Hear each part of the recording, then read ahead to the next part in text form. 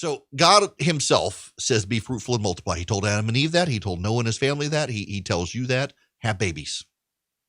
I am increasingly likely to encounter on a daily basis, on a near daily basis, people who are people who go to church and they say, I don't know if I want to have kids. Why? Cultural rot. Or they feel like the world's going to hell in a handbasket. Why do I want to introduce children to this? Listen, I don't want to be dismissive of that because it's you see the wokes invading schools. There is clearly a social contagion among Gen Z right now over transgenderism. You have one kid in school who decides they're transgender. Pretty soon you're going to have 30. There's clearly it's a social contagion, a moral panic, something spreading like wildfire through the minds of kids. It'll burn itself out eventually, but how many kids are going to ruin their lives in the process? You've got the growth in China. In fact, I was talking to a buddy of mine the other day who's thinking he wants to move his family out of this country, and he's very serious about it because of the cultural elite and their corruption and contamination of society. And all the places he wants to move, though, are probably going to be invaded by China in the next 5 years, so he's holding off to see if it happens. But there are a lot of people of faith out there who don't want to bring kids into a world that seems like it's lost its mind.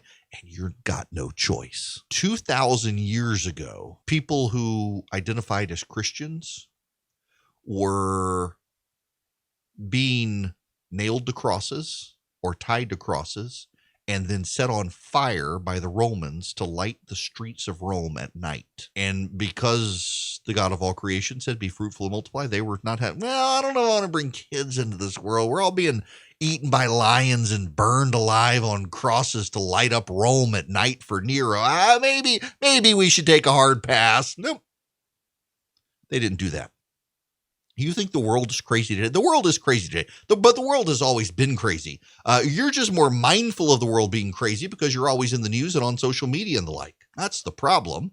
The world itself is not completely genuinely insane. Now, there are a lot of insane, crazy people out there, though, but the world itself has always been a little off kilter. I mean, there's always been sin in the world. And the idea that you're a person of faith and you're going to say, well, okay, God said be fruitful and multiply, but I think I know better than him. I understand. I've got kids. There are days where I want to turn the internet off in our house. My 15-year-old, God bless her, she is up on the news. She gets the Apple News headlines, and I try to remind her that, the Apple News headlines, they increasingly steer you towards progressive news. When she comes downstairs sometimes and tells me about news, I got to say, yeah, but here's the rest of the story. I worry we don't go to church enough these days with the virus and everything else. Am I going to lose my kids to the world now?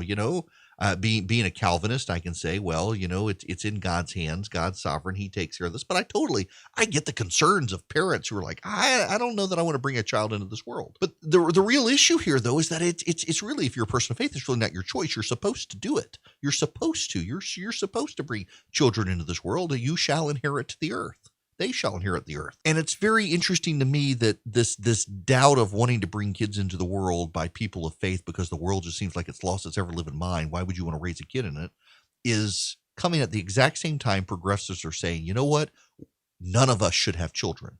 Children are bad. They are polluters. We should go extinct is essentially what they're claiming. They're not saying it publicly, but that's really what they're getting at is increasingly now the progressive left have decided that we are the problem, humanity is the problem, and we should not continue to procreate, or we should do what the Chinese for a long time did and limit people to one child. The Chinese are having to reverse course because it's had disastrous consequences. But more and more, I think you're going to see environmentalists and progressives through government try to control you, which is another reason why you should go on and have kids. If you want to be countercultural, if you want to be you want to fight the prevailing zeitgeist of the culture, have a lot of kids. Have a lot of kids. That's the most countercultural thing you can do today. Be a committed Christian with a lot of kids. All of culture tells you not to do that. I bring that up because J.D. Vance is the populist, Trump-supporting Republican candidate in Ohio. He's running for the Senate. He's the Trump bros on Twitter love him. I'm intrigued by his candidacy. I'm not sold on it, But he was talking about how the childless left is going to start setting social policy in this country. And he's right. I've been saying this for a while. As the childless left grows in this country, what you're going to see is a bunch of people who no longer have kids to take care of them when they're senior citizens. They're going to reshape social policy. You're about to see, if you don't step up and have kids, you're about to see a massive reshuffling of social policies in this country, as the social policy standard bearers are a bunch of wokes who never bothered to have kids, who now need Uncle Sam's man boob to take care of them because they have no kids to take care of them. And I noted this online, and someone said, well, isn't it just funny that it's the childless left that's been championing free healthcare and free education and parental leave? And like, well, of course the childless left does this, because the childless left thinks that Uncle Sam's man boob is the perfect substitute for a mother and a father in a two-parent nuclear household. So, of course, they're willing to degrade the family and put the government in place and make mandates so it's really easy for someone to have a kid and no other parent in the house, and make it really, really easy for both parents to get into the economy and generate money and keep up with the Joneses. It's the government not understanding the way families should work that has essentially set up policies that disincentivize having kids and incentivize the breakup of the family. You want to be counterculture to all that? You push back on it by getting married, staying married, and having a lot of kids, and having the left look at you like you're some sort of thing that belongs in a zoo.